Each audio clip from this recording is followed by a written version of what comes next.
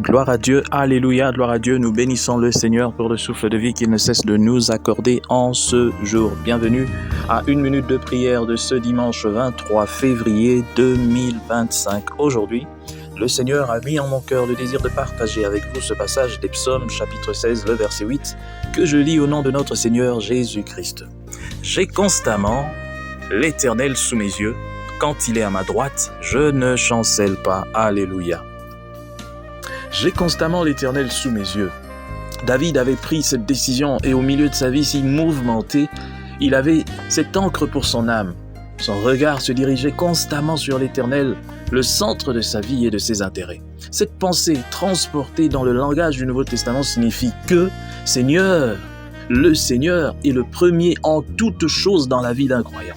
Ça veut dire constamment le croyant ne pense qu'au Seigneur. Lorsqu'il lui arrive quelque chose dans sa vie, ses regards se retournent d'abord vers le Seigneur. Et j'ai eu ça dans la vie de beaucoup de chrétiens, moi-même y compris. Et c'est très important qu'un chrétien, celui qui se veut vraiment enfant de Dieu, réagisse comme ça. Lorsqu'il se passe quelque chose, il pense directement à l'Éternel. Ses regards sont directement orientés vers Dieu. Et beaucoup de gens, même le monde entier, ne comprend pas. Mais pourquoi ? Et j'ai vu ça aussi dans la vie de mon pays, la République démocratique du Congo. Dans les plus sombres moments de foi, le Congo se retourne vers Dieu. Les gens disent non, eux, ils n'ont que Dieu pour pleurer. Non, ce n'est pas ça. C'est vrai que nous ne devons pas regarder vers Dieu et puis ne pas travailler, ne pas bouger. Mais non, on regarde vers Dieu avant de poser l'action. Alors, il faut que chacun se pose la question si c'est le cas pour lui. Notre foi reste-t-elle inébranlable en Dieu? Quand vient la tentation de suivre un chemin plus facile, quand nous sommes devant une grande faiblesse, est-ce que nous pensons à Dieu? Le plus souvent, lorsque nous sommes dans la faiblesse, nous ne pensons pas à Dieu. Nous nous laissons d'abord emporter. C'est après être tombés que nous revenons, mais non, que notre esprit revient. Examinons-nous à la lumière de cette parole. Dieu a-t-il vraiment la prééminence dans notre vie, dans notre esprit?